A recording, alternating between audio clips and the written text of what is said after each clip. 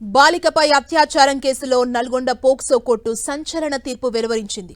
నిందితుడికి 50 ఏళ్ల జైలు శిక్ష విధిస్తూ కోర్టు ఇన్ఛార్జ్ జడ్జి రోజారమణి తీర్పు వెలువరించారు. బాలికపై అత్యాచారానికి పాల్పడ్డాడన్న ఆరోపణలపై 2021లో తిప్పర్తి పిఎస్లో మహ్మద్ ఖయ్యూమ్ అనే వ్యక్తిపై పోక్సో కేసు నమోదైంది. 2022 నుంచి జిల్లా కోర్టులో వాదనలు కొనసాగగా తాజాగా తీర్పు వెల్లడించారు.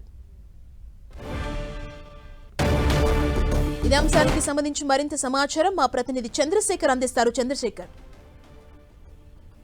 నల్గొండ జిల్లా పోక్సో కోర్టు మరో సంచలన తీర్పును వెల్లడించిందని చెప్పవచ్చు. ఇటీవల కాలంలో వరుసగా సంచలన తీర్పులు ఇచ్చినటువంటి జిల్లా POCSO SC special court judge Rojaramani మరో తాజా కేసులో కూడా సంచలన తీర్పుని జారీ చేశారు. ఇటు తిప్పర్తికి చెందినటువంటి మహమ్మద్ ఖయ్యూమ్ ను ఒక పోక్సో కేసులో దోషిగా చేర్చడంతో పాటు 51 ఏళ్ల శిక్ష విధిస్తూ ఆ శిక్షలను కూడా వేరువేరుగా అమలు చేయాలని చెప్పి ఆదేశిస్తూ తీర్పు చెప్పారు న్యాయమూర్తి రోజారమణి. ఇటు అత్యాచారం ఒక మైనర్ బాలిక 2021లో తిప్పర్తి పిఎస్ పరిధిలో ఒక దళిత మైనర్ బాలికపై అత్యాచారం చేశారు నిందితుడు ఖయ్యూమ్. దాని కేసులో 2021లో కేసు నమోదు కాగా అప్పటి నుంచి మొత్తం విచారణ జరుగుతుండగా ఈ రోజు తుది తీర్పు వెల్లడించారు. అత్యాచార కేసులో 20 ఏళ్లు, పోక్సో కేసులో 20 ఏళ్లు, ఎస్సీ కేసులో 10 ఏళ్లు, అదేవిధంగా మైనర్ బాలికపై బెదిరింపులకు పాల్పడిన కేసులో మరొక ఏడాది శిక్ష విధిస్తూ మొత్తం 51 ఏళ్లు శిక్ష విధిస్తూ సంచలన తీర్పును వెల్లడించడం జరిగింది.